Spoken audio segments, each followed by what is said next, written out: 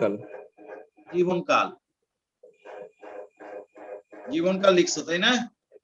জি sir. 120 দিন তাই তো? জি স্যার, 120 দিন আর কিছু তথ্য দিছিলেন। আর কি তথ্য দিলাম এর সাথে আবার?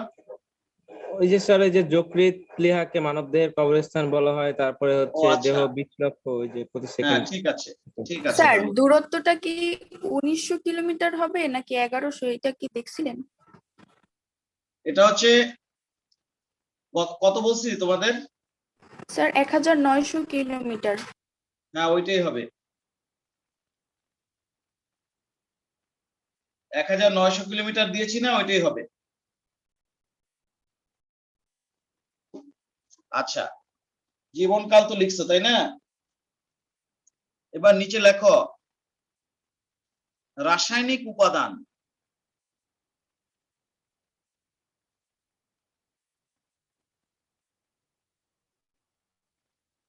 এবার লেখো রাসায়নিক উপাদান।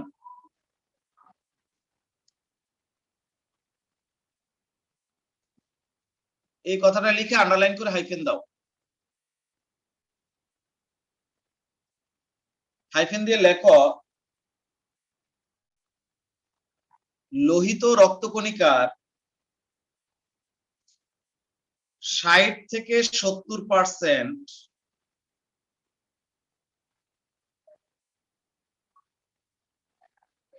কঠিন পদার্থ।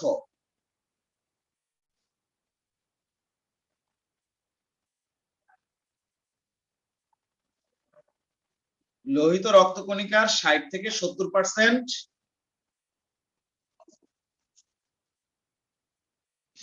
কঠিন পদার্থ লিখছ?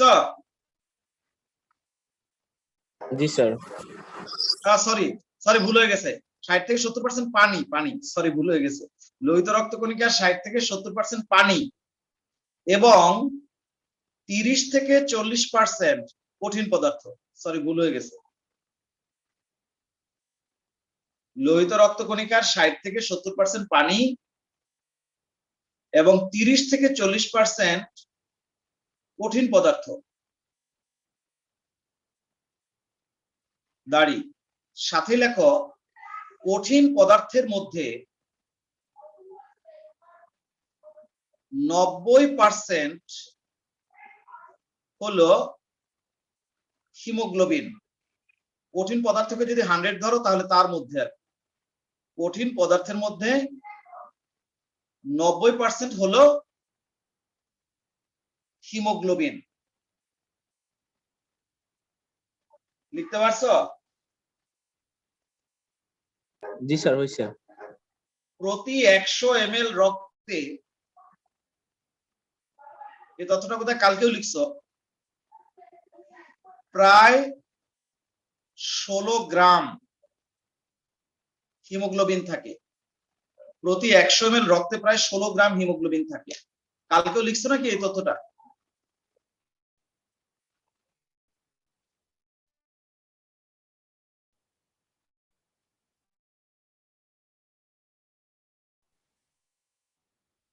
রক্তে প্রায় 16 গ্রাম হিমোগ্লোবিন থাকে।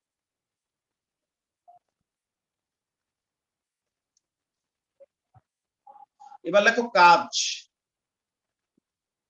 আমরা এখন লোহিত রক্তকণিকার কাজ লিখব।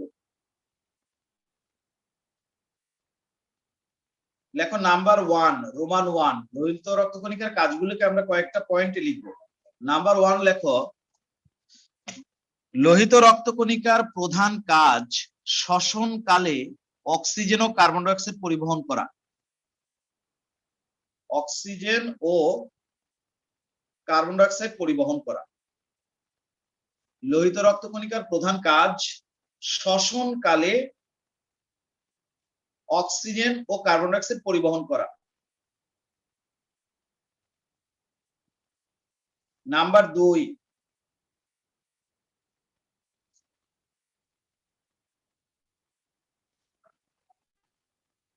লোহিত রক্তকণিকা থেকে অনবরত HCO3- মানে বাইকার্বনেট আয়ন নির্গত হতে থাকে। লোহিত রক্তকণিকা থেকে অনবরত বাইকার্বনেট আয়ন নির্গত হতে থাকে যা রক্তকে ক্ষারীয় থাকতে সাহায্য করে বা ক্ষারীয় হতে সাহায্য করে। লোহিত রক্তকণিকা থেকে অনবরত বাইকার্বনেট আয়ন নির্গত হতে থাকে, যা রক্তকে ক্ষারীয় রাখে বা ক্ষারীয় করে, যাই বা ক্ষারীয় থাকতে সাহায্য করে, যেটা লেখা। নাম্বার 3,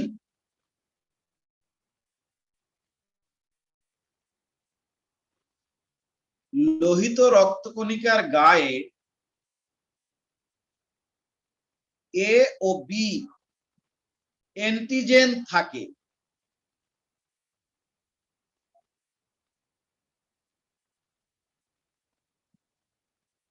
অ্যান্টিজেন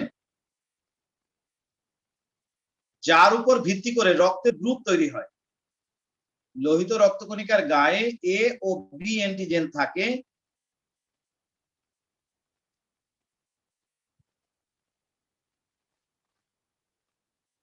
যার উপর ভিত্তি করে রক্তের গ্রুপ তৈরি হয়। পরের কাজ লেখো, নাম্বার 4। লোহিত রক্তকণিকা ভেঙে বিলিরুবিন ও বিলিভার্ডিন তৈরি হয়।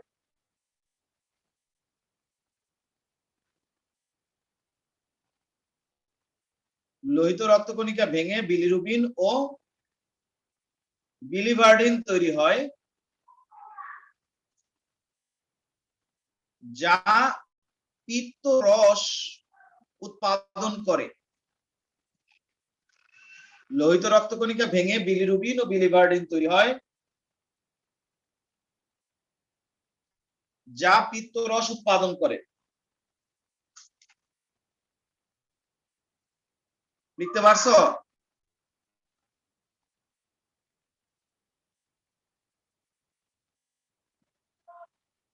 জি স্যার, হয়েছে।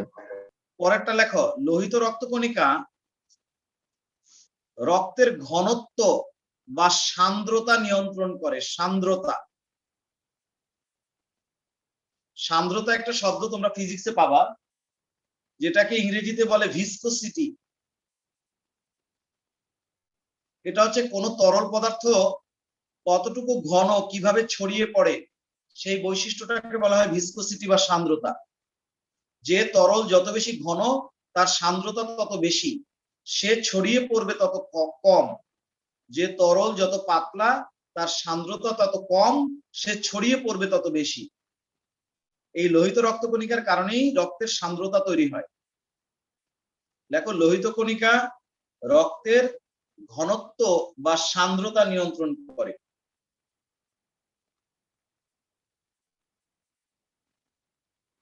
লিখতে পারছো? জি স্যার, হয়েছে। তাহলে কয়টা হয়েছে? স্যার 5টা। এই 5টাই থাকুক, নিচে 2-1 লাইন জায়গা খালি রাখো, যদি আবার মনে পড়ে যেন লেখা যায়। আমরা এতক্ষণ ধরে লোহিত রক্তকণিকা লিখছিলাম। লোহিত রক্তকণিকার উৎপত্তি, তার নিউক্লিয়াস কি রকম, তারপরে হচ্ছে তার জীবনকাল কি রকম, এগুলো সব নিয়ে আমরা কথা বলেছি। তার আকার আকৃতি কেমন, তার কাঁচ কি, সবই আমরা আলোচনা করলাম। এবার আমরা পড়বো শ্বেত রক্তকণিকা। স্ক্রিনের দিকে তাকাও, এই যে উপরে দেখতে পাচ্ছ, এগুলো সব হচ্ছে শ্বেত রক্তকণিকা। 5টা আইটেম আছে, তবে এর মধ্যে এই ডান পাশের 3টা হচ্ছে দানাদার শ্বেত রক্তকণিকা, আর বাম পাশের 2টা হচ্ছে অদানাদার শ্বেত রক্তকণিকা। দানাদার গুলোকে বলা হয় গ্রানুলোসাইট, আর অদানাদার গুলোকে বলা হয় অ্যাগ্রানুলোসাইট। এরা সবাই হচ্ছে শ্বেত রক্তকণিকা। এই জন্য যে তারা হচ্ছে বর্ণহীন, এই জন্য এদেরকে বলা হয় শ্বেত রক্তকণিকা। তাহলে আমরা এখন লিখতে শুরু করব। যদি লোহিত রক্তকণিকার জন্য দাও 1 নাম্বার, এবার লেখো নাম্বার 2, শ্বেত রক্তকণিকা।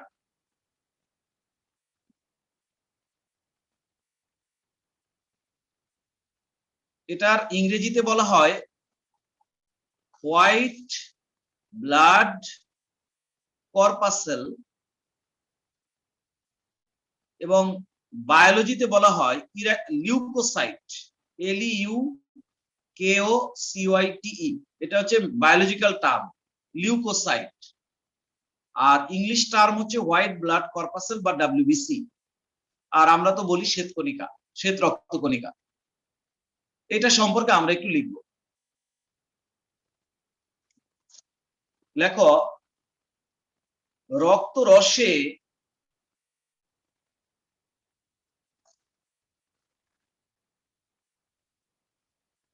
বর্ণহীন বা সাদা বর্ণের, রক্ত রসে বর্ণহীন বা সাদা বর্ণের যে সকল কণিকা ভাসমান থাকে তাদেরকে শ্বেত রক্তকণিকা বলে। রক্ত রসে যে সকল বর্ণহীন বা সাদা বর্ণের কণিকা সমূহ ভাসমান থাকে তাদেরকে শ্বেত রক্তকণিকা বলে।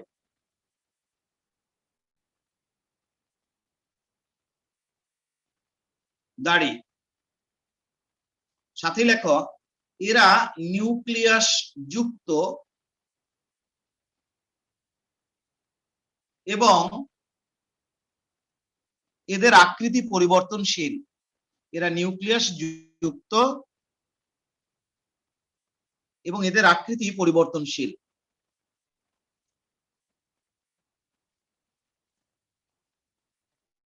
অনেক সময় এদের সাইটোপ্লাজমে এক প্রকার প্রোটিন সমৃদ্ধ দানা পাওয়া যায়। অনেক সময় এদের সাইটোপ্লাজমে এক প্রকার প্রোটিন সমৃদ্ধ দানা পাওয়া যায়।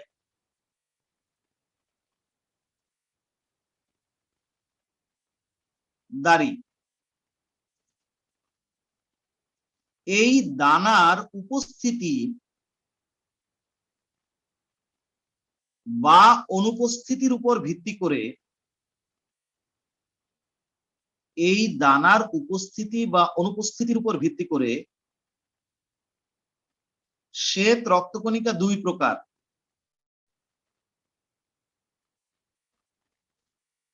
অনেক সময় এদের সাইটোপ্লাজমে এক প্রকার প্রোটিন সমৃদ্ধ দানা দেখা যায়। এই দানার উপস্থিতি বা অনুপস্থিতির উপর ভিত্তি করে শ্বেত রক্তকণিকা যথা, এবার লেখো ক, দানাদার শ্বেত রক্তকণিকা বা গ্রানুলোসাইট।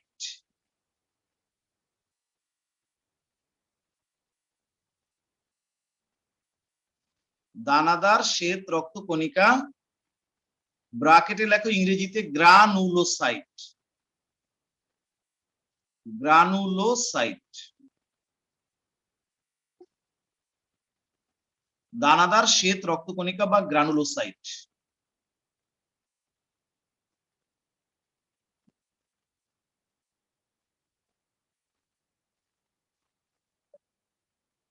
লিখতে পারছো? জি স্যার, হয়েছে। হাইফেন দিয়ে লেখো, এই প্রকার শ্বেত রক্তকণিকার সাইটোপ্লাজমে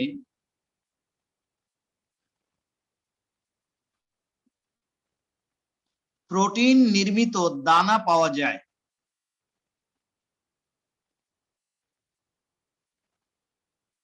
এই প্রকার শ্বেত রক্তকণিকার সাইটোপ্লাজমে প্রোটিন নির্মিত এক প্রকার দানা পাওয়া যায়। দাড়ি, সাথেই লেখো, ইওসিন, ইওসিন এক প্রকার রঞ্জক পদার্থ দ্বারা এই দানা রঞ্জিত করা যায়। ইওসিন নামক এক প্রকার রঞ্জক পদার্থ দ্বারা এই দানা রঞ্জিত করা যায়? দাঁড়ি, ইওসিন নামক এক প্রকার রঞ্জক পদার্থ দ্বারা এই দানা রঞ্জিত করা যায়। লিখতে পারছো? Yes sir. দাঁড়ি, সাথেই লেখো ইওসিন রঞ্জকে কোন প্রকার রং তৈরি করে? ইওসিন রঞ্জকে কোন প্রকার রং তৈরি করে তার উপর ভিত্তি করে দানাদার শ্বেত রক্তকণিকা আবার 3 প্রকার। ইওসিন রঞ্জকে কোন ধরনের রং তৈরি করে তার উপর ভিত্তি করে দানাদার শ্বেত রক্তকণিকা আবার 3 প্রকার।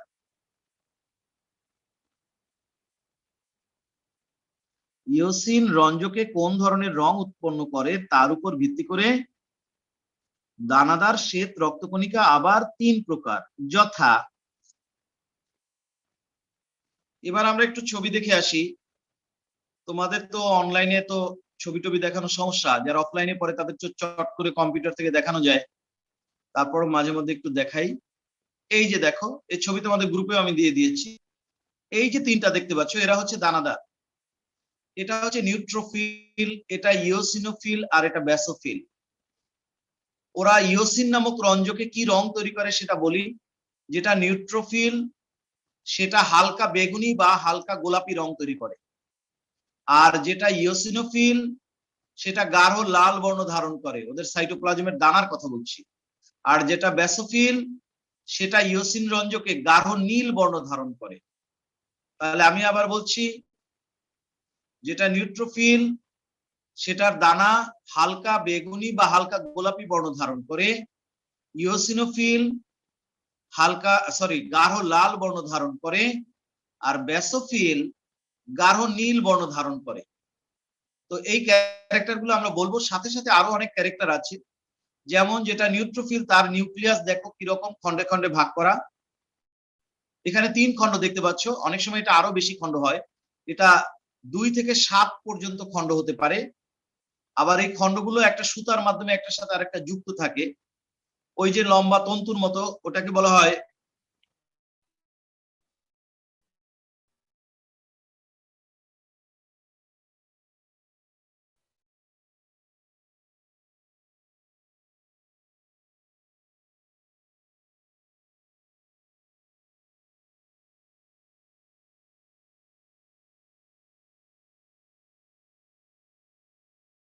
এই খণ্ডগুলো আবার একটার সাথে আরেকটা যুক্ত থাকে।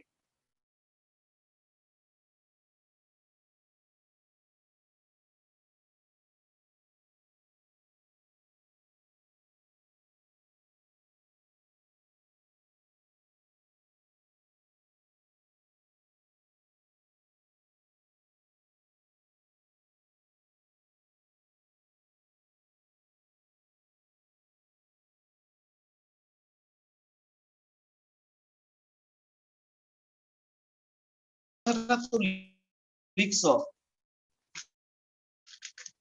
যে ইওসিন রঞ্জকে কোন ধরনের রং? নিউট্রোফিল। নিউট্রোফিল কথাটা লেখো, NEUTROPHIL, নিউট্রোফিল।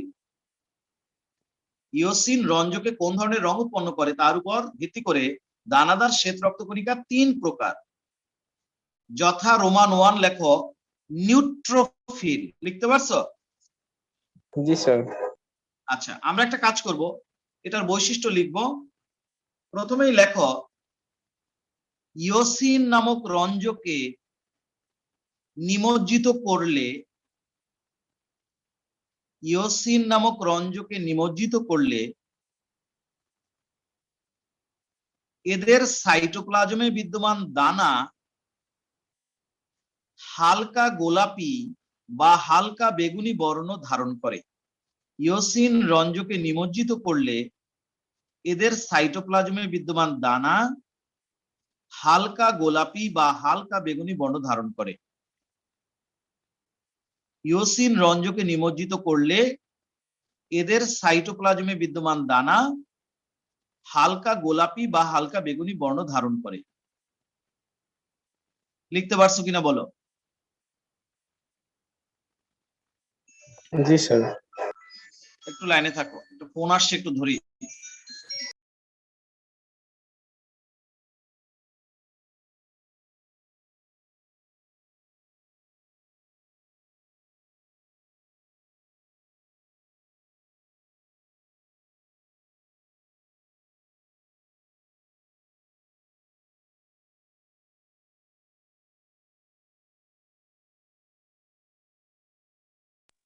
হ্যাঁ সরি, তো যেটা বলছিলাম, ইওসিন নামক রঞ্জকে নিমজ্জিত করলে এই প্রকার শ্বেত রক্তকণিকার সাইটোপ্লাজমে বিদ্যমান দানা কেমন বর্ণ ধারণ করে বললাম?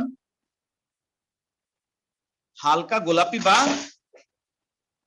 হালকা বেগুনি বর্ণ ধারণ করে। হালকা বেগুনি বর্ণ ধারণ করে, ঠিক আছে। আচ্ছা, এখন ওই যে, এটা তো তার মেইন ক্যারেক্টার বললাম, ওই যে লোহিত রক্তকণিকার ক্ষেত্রে বৈশিষ্ট্যগুলো লিখছো, সেইভাবে আমরা এবার লিখবো। নিচে লেখো উৎপত্তি। সবার প্রথম তো মনে হয় এই বৈশিষ্ট্যটাই, তাই না? লোহিত রক্তকণিকা দেখে দেখে বলবা। সবার প্রথম তো উৎপত্তি, তাই না? জি স্যার। আচ্ছা, তাহলে উৎপত্তি কথাটা লিখে হাইফেন দাও।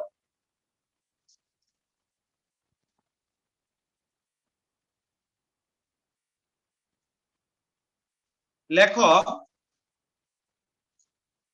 উৎপত্তি, লেখো লাল অস্থি মজ্জা থেকে এরা উৎপত্তি লাভ করে। লাল অস্থি মজ্জা থেকে এরা উৎপত্তি লাভ করে।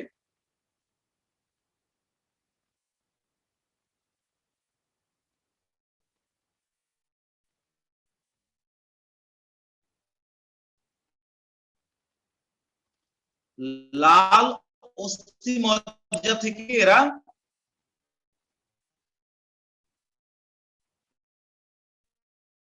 উৎপত্তি লাভ করে, অর্থাৎ ওইখান থেকে তারা লাভ করে। ছোট করে এই ডান পাশে এই উৎপত্তি যে লিখছো, তার নিচে বা পাশে একটা ছবি রাখবো আমরা, যাতে করে একটা ধারণা আমরা দিতে পারি যে নিউট্রোফিলটা আসলে দেখতে কেমন। এইভাবে আমরা নিউক্লিয়াসটা আঁকবো। এই, এটা হচ্ছে নিউক্লিয়াস। 3 খণ্ড বিশিষ্ট আমরা দেখালাম, তবে বাস্তবে অনেক সময় এর চেয়ে বেশিও থাকে। সর্বোচ্চ 7 পর্যন্ত খণ্ড হয়, সর্বনিম্ন 2 থেকে 7, সেগুলো আমরা বলবো। আর এদের সাইটোপ্লাজমে যে দানা আছে সেটা বোঝানোর জন্য আমরা এরকম কতগুলো দানা দেখিয়ে দেব। আর মনে রাখতে হবে, যদিও এখন দেখতে গোল পাচ্ছি আমরা, কিন্তু সব শ্বেত রক্তকণিকাই প্রয়োজনের তাগিদে আকৃতি পরিবর্তন করে নিতে পারে। বৃত্তাকার, ডিম্বাকার, লম্বা, যেরকম লাগে সেরকম করে নিতে পারে। এদের আকৃতি পরিবর্তনশীল। তাহলে এটা আমরা নিউট্রোফিলের একটা ছবি এঁকে রাখলাম। আচ্ছা, উৎপত্তি লিখছো, ছবিও আঁকা হলো। এবার তার নিচে বৈশিষ্ট্য লিখবো। উৎপত্তির পরের ক্যাটাগরি কি? লোহিত রক্তকণিকা দেখে বলো বৈশিষ্ট্য। আকৃতি ও আয়তন। আকৃতি ও আয়তন, লেখো এই কথাটা, আকৃতি ও স্যার আয়তন। কি বলো? স্যার এই যে মানে হাড়ের লাল অস্থিমজ্জা থেকে উৎপন্ন হয়, এটা কি হাড় ভেদ করে বের হয়ে আসে? হ্যাঁ, আমাদের যে হাড়, তার ভেতরে অনেক ছোট ছোট ছিদ্র আছে, সেই ছিদ্রের ভেতর থেকে এরা অনবরত বের হতে থাকে। লোহিত রক্তকণিকাও সেরকম, হাড়ের মজ্জার ভেতরে তৈরি হয়, সেখান থেকে বের হয়ে আসে। আচ্ছা, তাহলে আমরা এখন কি লিখবো? আকৃতি ও আয়তন।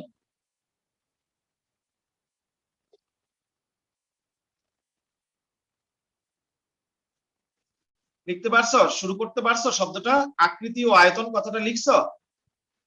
জি স্যার। লেখো, যদিও এদের আকৃতি পরিবর্তনশীল, তবে অধিকাংশ সময় এরা গোল বা উপবৃত্তাকার অবস্থায় থাকে।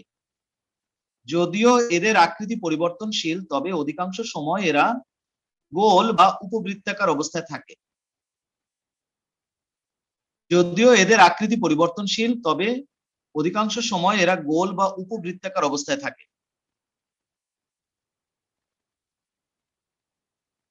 লিখতে পারছো? এদের আবার একটু- গড় ব্যাস, সাথী লেখো, এদের গড় ব্যাস 10 থেকে 14 মাইক্রোমিটার, 10 থেকে 14 মাইক্রোমিটার। দেখো আমি যেভাবে লিখছি সেভাবে লেখো। এদের গড় ব্যাস 10 থেকে 14 মাইক্রোমিটার। এদের গড় ব্যাস 10 থেকে 14 মাইক্রোমিটার। লেখা হয়েছে? জি স্যার। এবার আকৃতি ও আয়তনের পরের আইটেম কি হবে? ওই লোহিত রক্তকণিকা দেখে বলো, আমার কাছে তো আর লেখা নাই। নিউক্লিয়াস ও সাইটোপ্লাজম। নিউক্লিয়াস ও সাইটোপ্লাজম, এই তো? নিউক্লিয়াস ও সাইটোপ্লাজম। লেখো, এদের নিউক্লিয়াস 2 থেকে 7 খণ্ড বিশিষ্ট এবং সাইটোপ্লাজম স্বচ্ছ ও বর্ণহীন। এদের নিউক্লিয়াস 2 থেকে 7 খণ্ড বিশিষ্ট এবং সাইটোপ্লাজম স্বচ্ছ ও বর্ণহীন।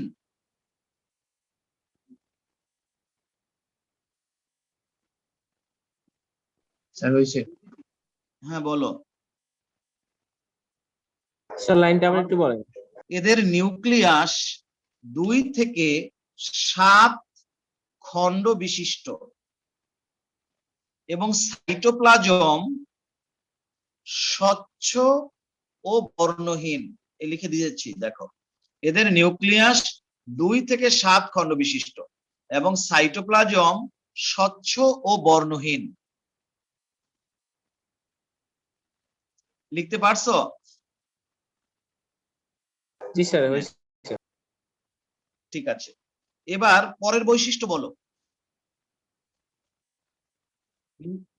সংখ্যা। সংখ্যা লিখে হাইফেন দিয়ে লেখো। প্রতি ml রক্তে এদের সংখ্যা 3000 থেকে 6000। প্রতি ml রক্তে এদের সংখ্যা 3000 থেকে 6000। এগুলো মনে রাখবা, এগুলো কিন্তু এমসিকিউতে দিবে। প্রতি ml রক্তে এদের সংখ্যা 3000 থেকে 6000। তারপরেরটা বলো। জীবনকাল। হাইফেন দিয়ে লেখো, এদের জীবনকাল 2 থেকে 4 দিন, খুবই কম। এদের জীবনকাল 2 থেকে 4 দিন। তারপরেরটা বলো।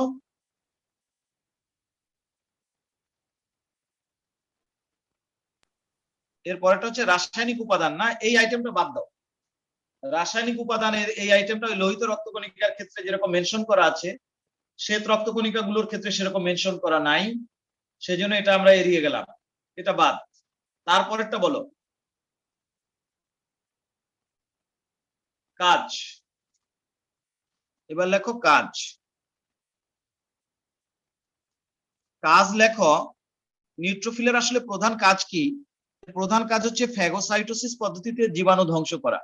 লেখো, এর প্রধান কাজ ফ্যাগোসাইটোসিস পদ্ধতিতে জীবাণু ধ্বংস করা।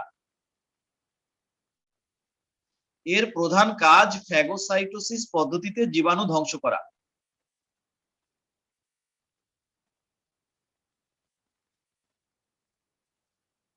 অনেক সময়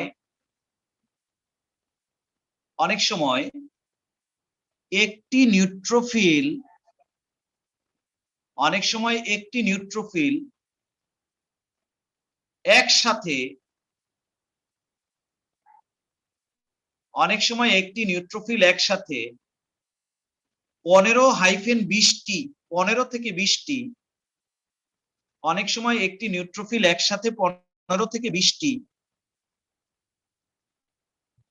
ব্যাকটেরিয়া ধ্বংস করে নিজেও ধ্বংস হয়ে যায় এবং ওই স্থানে পুঁজ তৈরি করে। পুঁজ। অনেক সময় একটি নিউট্রোফিল একসাথে 15 থেকে 20টি ব্যাকটেরিয়া ধ্বংস করে নিজেও ধ্বংস হয়ে যায় এবং ওই স্থানে পুঁজ, পয় চন্দ্রবিন্দু রস্যউ জ, পুঁজ তৈরি করে। আমাদের অনেক সময় যে পেকে যায়, পচে যায়, পুঁজ তৈরি হয়, সেটাই নিউট্রোফিলের জন্য। নিউট্রোফিলের দেহের ধ্বংসাবশেষ আর ব্যাকটেরিয়ার দেহের ধ্বংসাবশেষ ওইটা নষ্ট হলেই তৈরি হয় পুঁজ। অনেক সময় একটি নিউট্রোফিল একসাথে 15 থেকে 20টি ব্যাকটেরিয়া ধ্বংস করে নিজেও ধ্বংস হয়ে যায় এবং ওই স্থানে পুঁজ তৈরি করে। লিখছ? জি স্যার। ঠিক আছে। মুসা, ক্লাসের একটা স্ক্রিনশট দিয়ে গ্রুপে দিয়ে দিও। আচ্ছা ক্লাসে স্যার। নাই কারা তাদেরকে ধর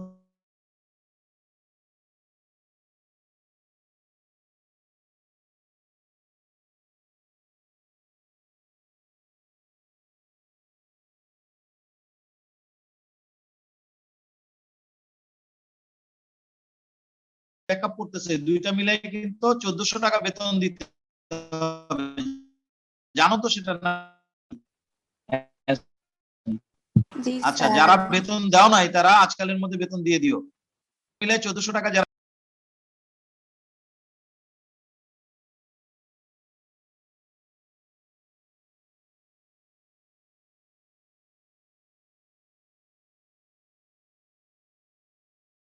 ফিল। নিউট্রোফিলের পরেরটা হচ্ছে ইওসিনোফিল। আমরা জানি দানাদার শ্বেত রক্তকণিকা বা গ্রানুলোসাইট হচ্ছে 3 ধরনের, যার প্রথমটা আমরা পড়লাম নিউট্রোফিল। এখন আমরা পড়বো দ্বিতীয়টা ইওসিনোফিল। এই যে বানানটা কি রকম আছে দেখো, ইওসিনোফিল, ইওসিনোফিল। নাম্বার 2 ইওসিনোফিল লিখে আন্ডারলাইন করে হাইফেন দিয়ে লেখো। উজ্জিত করলে এদের সাইটোপ্লাজমে বিদ্যমান দানা গাঢ় লাল বর্ণ ধারণ করে। ইওসিন নামক রঞ্জকে নিমজ্জিত করলে এদের সাইটোপ্লাজমে বিদ্যমান দানা গাঢ় লাল বর্ণ ধারণ করে। এটা হচ্ছে প্রথম ক্যারেক্টার। আমরা কিন্তু ওই আগের মতোই এখন যে ইওসিনোফিল লিখবো তার সামনে যে এইমাত্র যা লেখা লিখলাম তার নিচে, সরি ফিল লিখতে একটা এল, তার নিচে ডান পাশে একটা ছবি আঁকবো।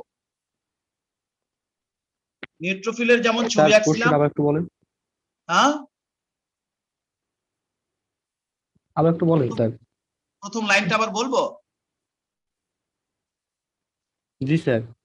ইওসিন, ইওসিন নামক রঞ্জকে নিমজ্জিত করলে এদের সাইটোপ্লাজমে বিদ্যমান দানা গাঢ় লাল বর্ণ ধারণ করে। ইওসিন নামক রঞ্জকে নিমজ্জিত করলে এদের সাইটোপ্লাজমে বিদ্যমান দানা গাঢ় লাল বর্ণ ধারণ করে। নিউট্রোফিলের ক্ষেত্রে বলছি হালকা বেগুনি বা হালকা গোলাপি, কিন্তু এদেরটা হচ্ছে গাঢ় লাল বর্ণ। আমরা একটা ইওসিনোফিলের ছবি এঁকে রাখবো। নিউট্রোফিলের যেমন একটা এঁকে রাখছিলাম, ইওসিনোফিলেরও একটা ছবি এঁকে রাখবো। এই সোজা করে আঁকলাম, কোনো ঝামেলার কিছু নাই। এটা হচ্ছে নিউক্লিয়াস। নিউক্লিয়াস এখানে 2 খণ্ড দেখাচ্ছি, তবে বাস্তবে আরো 1 খণ্ড বাড়তে পারে। এদের নিউক্লিয়াস 2 থেকে 3 খণ্ড বিশিষ্ট হয়ে থাকে, তবে নিউট্রোফিলে কিন্তু হয় অনেক বেশি। নিউট্রোফিলে বলছি 2 থেকে 7, কিন্তু ইওসিনোফিলের অত হয় না, 2 থেকে 3 খণ্ড বিশিষ্ট হয়। এখানে 2 খণ্ড দেখা। আর সাইটোপ্লাজমের ভেতরে লাল দানা থাকে। হ্যাঁ, যখন তুমি ইওসিন রঞ্জকে নিমজ্জিত করবা তখন ওদের সাইটোপ্লাজমের দানাগুলো গাঢ় লাল বর্ণের হয়ে যাবে। লাল কালির কলম থাকলে সেটা দিয়েও এঁকে দেওয়া যায়, কোনো সমস্যা নাই, কালো দিয়ে আঁকলেও চলবে। আঁকলাম। এই আমার ইওসিনোফিলের ছবি আঁকা হয়ে গেল। এবার আমরা বৈশিষ্ট্যগুলো লিখবো। প্রথমে লিখবো উৎপত্তি। অ্যাজ ইউজুয়াল আগে যেরকম লিখছি ঠিক সেরকম উৎপত্তি লেখো। তবে এখানে উৎপত্তি লিখলে পরিবর্তন নাই কোনো। এই নিউট্রোফিল, ইওসিনোফিল এবং ব্যাসোফিল তিনটারই উৎপত্তি একই রকম। লেখো লাল অস্থিমজ্জা থেকে উৎপন্ন হয়। নিউট্রোফিল, ইওসিনোফিল আর ব্যাসোফিল তিনটারই উৎপত্তি এক, লাল অস্থিমজ্জা। লেখো লাল অস্থিমজ্জা থেকে উৎপন্ন হয়। গেল উৎপত্তি। এবার লিখতে হবে, আমার কাছে এখন তথ্য আছে, এবার লিখতে হবে আকৃতি ও আয়তন। আকৃতি ও আয়তন লিখে আন্ডারলাইন করে হাইফেন দিয়ে লেখো। যদিও এদের আকৃতি পরিবর্তনশীল তবে অধিকাংশ সময় এরা গোল বা উপবৃত্তাকার থাকে। এই কথাটাও কমন, এটা শ্বেত রক্তকণিকার প্রত্যেকটার ক্ষেত্রে লিখবো আমরা, কারণ গোল বা উপবৃত্তাকার অবস্থায় এদের আমরা দেখতে পাই, কিন্তু প্রয়োজনের নিরিখে এরা কিন্তু আকৃতি চেঞ্জ করে লম্বা সুতার মতো হয়ে যেতে পারে, অ্যামিবার মতো হয়ে যেতে পারে। শ্বেত রক্তকণিকার আকৃতি প্রয়োজন সাপেক্ষে পরিবর্তনশীল।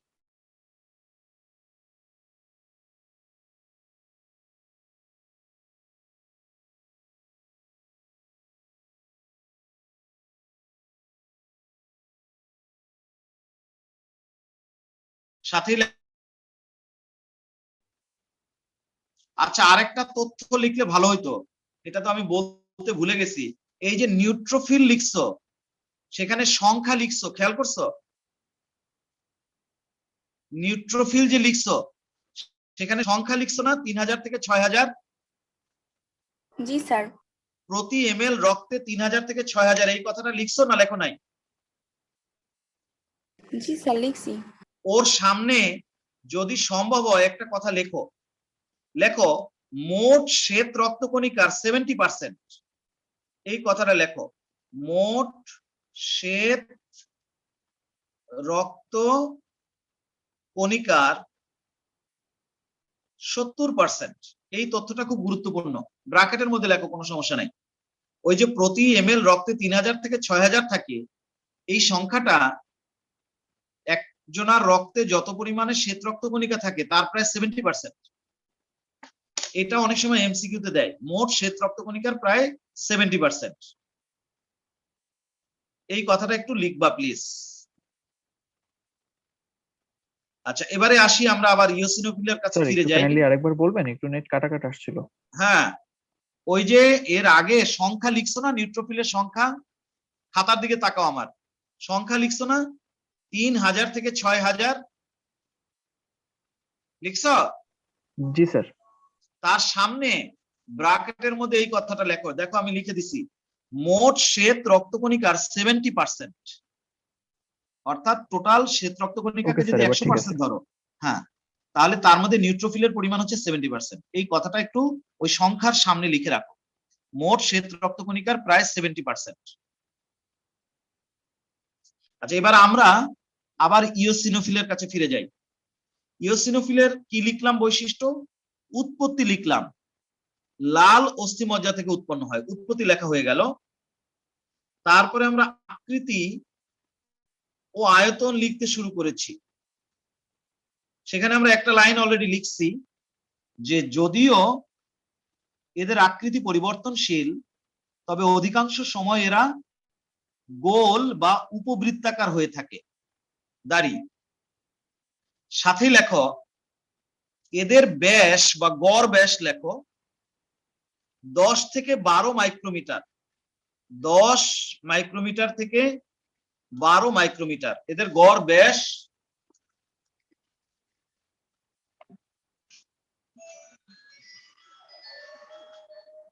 হ্যালো, ওয়ালাইকুম আসসালাম।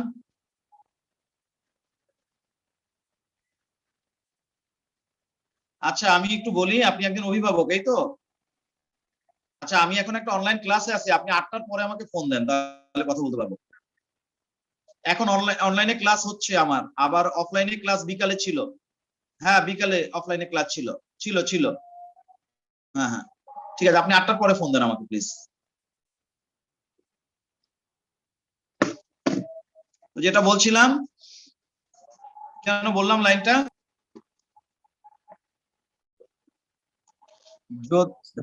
হ্যাঁ, এদের গড় ব্যাস হচ্ছে 10 মাইক্রোমিটার থেকে 12 মাইক্রোমিটার। তাহলে গেল আকৃতি ও আয়তন। এবার লেখো নিউক্লিয়াস ও সাইটোপ্লাজম। পরের বৈশিষ্ট্য হবে নিউক্লিয়াস ও সাইটোপ্লাজম। নিউক্লিয়াস ও সাইটোপ্লাজম, এই কথাটা লিখে হাইফেন দিয়ে লেখো এদের নিউক্লিয়াস 2 থেকে 3 খণ্ড বিশিষ্ট। আগে ছিল 2 থেকে 7, কিন্তু এখন বলছি 2 থেকে 3 খণ্ড বিশিষ্ট। এবং সাইটোপ্লাজম স্বচ্ছ ও বর্ণহীন। এদের নিউক্লিয়াস 2 থেকে 3 খণ্ড বিশিষ্ট, সাইটোপ্লাজম স্বচ্ছ ও বর্ণহীন। আমরা একই ক্যাটাগরি মেনটেন করে লিখবো, তাহলে আমরা চোখগুলা কম্পেয়ার করতে পারবো যে ওর উৎপত্তি কোথায়, এর উৎপত্তি কোথায়, ওর ব্যাস কত, এর ব্যাস কত, ওর জীবনকাল কত, এর জীবনকাল কত, ওর সংখ্যা কত, এর সংখ্যা কত, সেগুলো যাতে কম্পেয়ার করা যায় সেই জন্য আমরা একই ক্যাটাগরি মেনটেন করে লিখবো। গেল হচ্ছে নিউক্লিয়াস ও সাইটোপ্লাজম। তারপরের ক্যাটাগরি কি? সংখ্যা, তাই না? সংখ্যা লিখে হাইফেন দিয়ে লেখো, প্রতি ml রক্তে এদের সংখ্যা 150 থেকে 400। প্রতি ml রক্তে এদের সংখ্যা 150 থেকে 400। অথচ নিউট্রোফিল কত বলেছিলাম? 3000 থেকে 6000। আমাদের কিন্তু এই সংখ্যাগুলো মনে রাখতে হবে, কারণ এগুলো পরীক্ষায় কিন্তু আসার খুব সম্ভাবনা আছে। গেল সংখ্যা। তারপরের আইটেম হচ্ছে জীবনকাল। জীবনকাল লিখে, ও আচ্ছা হ্যাঁ, ওটা তো বলতে ভুলে গেছি।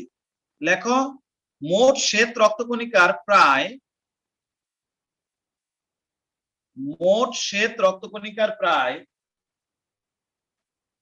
2 থেকে 5%। দেখছো, ভুলে যাই আমি, বলছো দেখে মনে পড়ছে, না তো ভুলে যেতাম। সংখ্যার ওখানে লেখো, মোট শ্বেত রক্তকণিকার প্রায় 2 থেকে 5%। ঠিক আছে, এই কথাটা লিখে দাও, মোট শ্বেত রক্তকণিকার প্রায় 2 থেকে 5%। ঠিক আছে, এবার আসো জীবনকাল। এদের জীবনকাল 8 থেকে 12 দিন। 8 থেকে 12 দিন। এগুলো অবশ্যই কিন্তু মুখস্থ করতে হবে, এগুলো কিন্তু পরীক্ষা দেওয়ার খুব সম্ভাবনা আছে, এবং প্রত্যেকটার আলাদাভাবে মনে রাখবা, দেখবা যে 3-4টা মিলায় প্রশ্ন করবে। হয়তো বলবে কোন শ্বেত রক্তকণিকার জীবনকাল 8 থেকে 12 দিন? ক নিউট্রোফিল, খ ইওসিনোফিল, গ বেসোফিল, ঘ লিম্ফোসাইট। তোমার কাছে তখন লিম্ফোসাইট মনে হবে যে এটা যেহেতু একটু অন্যরকম নাম, তাহলে এটাই মনে হবে, কিন্তু বাস্তবে হয়তো সেটা নয়, যে কারণে প্রত্যেকটাই ইন্ডিভিজুয়ালি মনে রাখতে হবে। জীবনকাল 8 থেকে 12 দিন। এবার লেখো কাজ। নিউট্রোফিলের কাজ লিখবো আমরা। শোনো, আমি বলি আগে, তারপর তোমরা লেখো। এই নিউট্রোফিলের প্রধান কাজ হচ্ছে হিস্টামিন নামক একটা প্রোটিন তৈরি করা। হিস্টামিন, এই প্রোটিনটা এমন, এই প্রোটিনটা ও তৈরি করে ছেড়ে দেয় রক্তরসের মধ্যে, এবং এই প্রোটিনটা যে কাজ করে সেটা হচ্ছে, আমরা যখন বিভিন্ন খাবার দাবার খাই, এই খাবারের সাথে, বিশেষ করে যে খাবারগুলো রান্না ছাড়াই খাই, সেই খাবারের সাথে এক প্রকার আণুবীক্ষণিক কৃমির ডিম থাকে। এটা থাকে, হ্যাঁ, বিভিন্ন রকমের আণুবীক্ষণিক নেমাটোড আছে,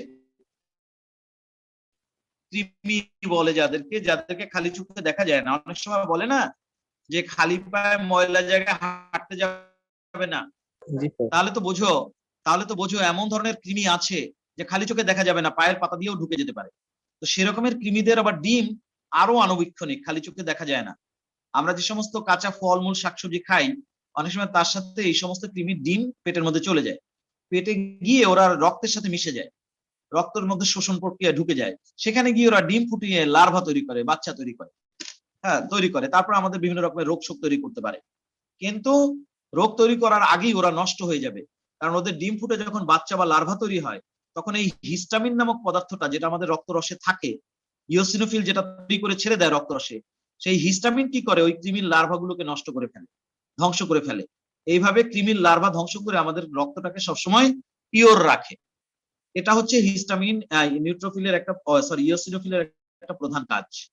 আর এই হিস্টামিন শুধু যে কৃমির লার্ভা ধ্বংস করে তা নয়, হিস্টামিন আমাদের অ্যালার্জিও প্রতিরোধ করে। অ্যালার্জি, আমরা হয় না অনেক সময় যে বিভিন্ন খাবার দাবার খেলে শরীরে র্যাশ হয়, চুলকানি হয়, অনেকে শ্বাসকষ্ট হয়, এরকম অনেক অ্যালার্জি আছে, অনেকে চোখের চুলকানি হয়, ঠিক আছে, এগুলো অ্যালার্জির কারণে হয়। হিস্টামিন আবার সেই অ্যালার্জিটাকে প্রতিরোধ করে। তবে এখানে একটা কথা বলে দেওয়া উচিত, হিস্টামিন আবার শরীরের মধ্যে যদি বেশি তৈরি হয় তাহলেও খারাপ, তাহলেও আবার অ্যালার্জি দেখা দেয়, তখন হাঁচি কাশি সর্দি এগুলো হয়, তখন আবার অ্যান্টিহিস্টামিন ঔষধ খেতে হয়। আমরা যে হিস্টাসিন, অ্যালাট্রল এসব ওষুধ খাই, ওগুলো অ্যান্টিহিস্টামিন জাতীয়, ওদের গায়ে লেখা আছে দেখবে অ্যান্টিহিস্টামিন। তার মানে হিস্টামিন এমন একটা জিনিস যেটা ওই ইওসিনোফিল থেকে বের হয় রক্তরসের মধ্যে। এটা কম হওয়াও খারাপ, আবার বেশি হওয়াও খারাপ। এটার প্রধান কাজ হচ্ছে কৃমির লার্ভা ধ্বংস করা আর অ্যালার্জি প্রতিরোধ করা। এবার আমরা সেটা লিখবো, কাজ। লেখো কাজ। ইওসিনোফিলের প্রধান কাজ হিস্টামিন নামক প্রোটিন জাতীয় পদার্থ উৎপাদন করা। ইওসিনোফিলের প্রধান কাজ হিস্টামিন নামক প্রোটিন জাতীয় পদার্থ উৎপাদন করা।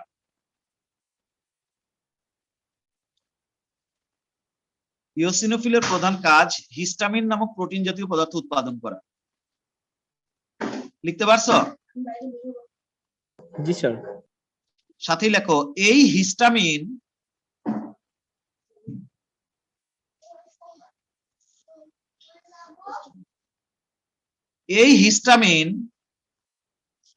কৃমির লার্ভা ধ্বংস করে এবং অ্যালার্জি প্রতিরোধ করে।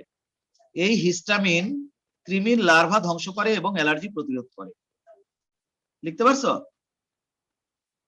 এই হিস্টামিন কৃমির লার্ভা ধ্বংস করে এবং অ্যালার্জি প্রতিরোধ করে। লিখতে পারছো? জি স্যার, জি স্যার। ঠিক আছে, ঠিক আছে। আচ্ছা, এবার আমরা নিউট্রোফিল, ইওসিনোফিল হয়ে গেল। এবার আমরা যাব বেসোফিল। Number Roman 3। লেখো বেসোফিল, BASOPHIL, বেসোফিল। বেসোফিলের ছবি আমরা দেখছিলাম, আরেক নজর দেখে আসি। এই যে দেখো বেসোফিল, এই ডান পাশেরটা, এটা হচ্ছে বেসোফিল। লেখো বেসোফিল লিখে হাইফেন দিয়ে লেখো ইওসিন নামক রঞ্জকে নিমজ্জিত করলে এই শ্বেত রক্তকণিকার সাইটোপ্লাজমে বিদ্যমান দানা গাঢ় নীল বর্ণ ধারণ করে। ইওসিন নামক রঞ্জকে নিমজ্জিত করলে এই শ্বেত রক্তকণিকার সাইটোপ্লাজমে বিদ্যমান দানা গাঢ় নীল বর্ণ ধারণ করে। ইওসিন নামক রঞ্জকে নিমজ্জিত করলে এই শ্বেত রক্তকণিকার সাইটোপ্লাজমে বিদ্যমান দানা গাঢ় নীল বর্ণ ধারণ করে। লিখতে পারছো? জি স্যার। ঠিক আছে, এবার লেখো উৎপত্তি, ওই সিরিয়াল উৎপত্তি স্যার লেখো। একটু বলেন তো আবার।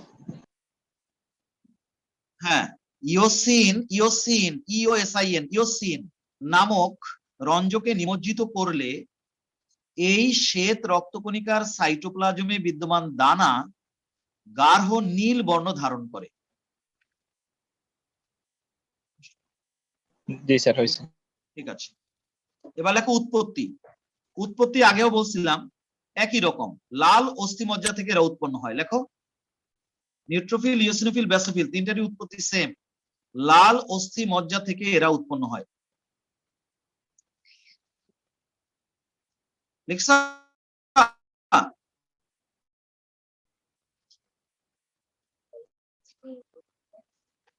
জি স্যার।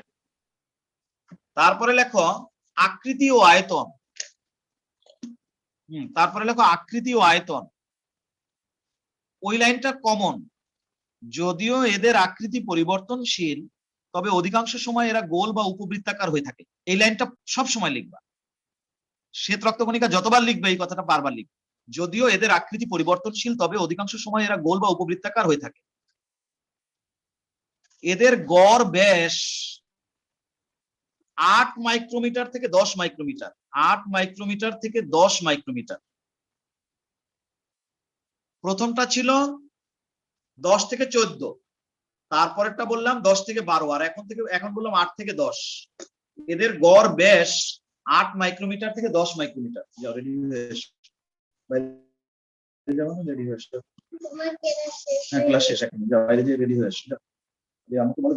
এদের গড় ব্যাস 8 মাইক্রোমিটার থেকে 10 মাইক্রোমিটার। লিখছ? জি স্যার। জি স্যার। আচ্ছা, তারপরের ক্যাটাগরি লেখো নিউক্লিয়াস। লেখো নিউক্লিয়াস, এটার একটা ছবি আঁকা হয় নাই না? ব্যাসোফিলের একটা ছবি এঁকে নাও, আশেপাশে এঁকে নাও। এদের নিউক্লিয়াসটা কেমন ছবি না আঁকলে তো বোঝা যাবে না। এদের নিউক্লিয়াসের দুইটা খন্ড, আর একটা খন্ড থাকে বেশ ছোট, এই এরকম। তবে দেখতে নিউক্লিয়াসটাকে অনেক সময় ঘোড়ার খুরের মতো মনে হয়, অশ্বক্ষুরাকার। এই কথাটা আনবো আমরা নোটের মধ্যে। লেখো এদের নিউক্লিয়াস দুই খন্ড বেশ বড় এবং আরেকটি বেশ ছোট। এর নিউক্লিয়াস দুই খন্ড বিশিষ্ট, যার একটি খন্ড বেশ বড় এবং আরেকটি বেশ ছোট। দুটি খন্ড পরস্পরের সাথে এমন ভাবে যুক্ত থাকে যে দেখতে ঘোড়ার খুরের মতো মনে হয়। ঘোড়ার খুর বা অশ্বক্ষুর, যে যা বলো, দুটি খন্ড পরস্পরের সাথে এমন ভাবে যুক্ত থাকে যে দেখতে অশ্বক্ষুরাকার মনে হয়। এর নিউক্লিয়াস দুই খন্ড বিশিষ্ট, একটি খন্ড বেশ বড় এবং আরেকটি বেশ ছোট। দুটি খন্ড পরস্পরের সাথে এমন ভাবে যুক্ত থাকে যে দেখতে অশ্বক্ষুরাকার মনে হয়।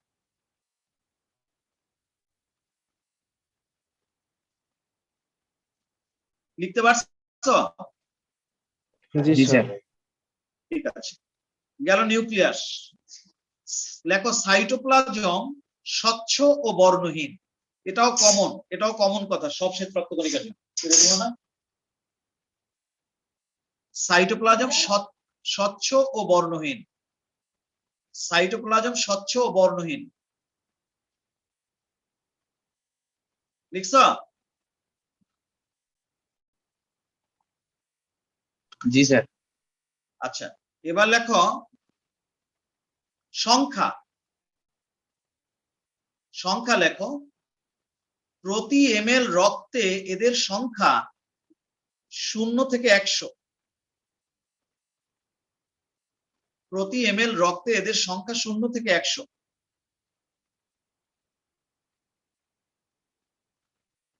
প্রতি ml রক্তে এদের সংখ্যা 0 থেকে 100।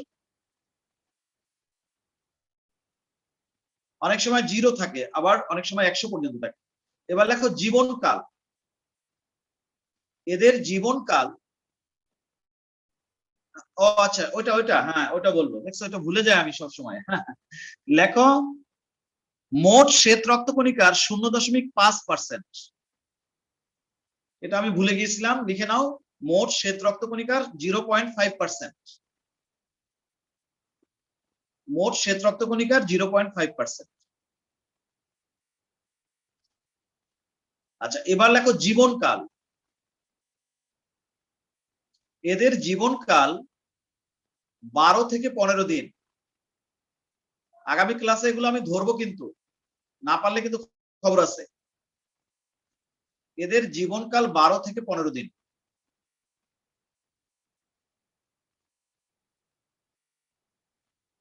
এবার লেখো কাজ।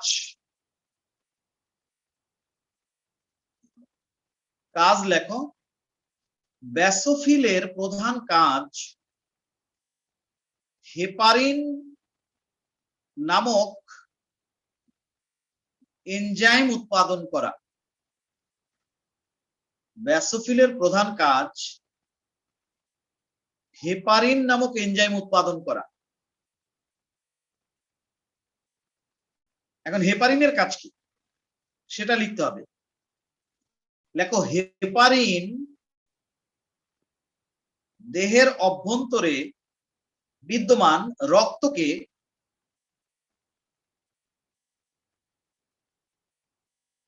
হেপারিন দেহের অভ্যন্তরে বিদ্যমান রক্তকে জমাট বাঁধতে দেয় না, বরং তরল রাখে।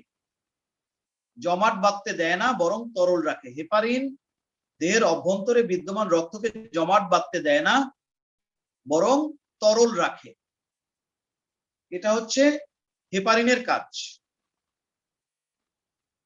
হেপারিন দেহের অভ্যন্তরে বিদ্যমান রক্তকে জমাট বাঁধতে দেয় না, বরং তরল রাখে। লিখছো?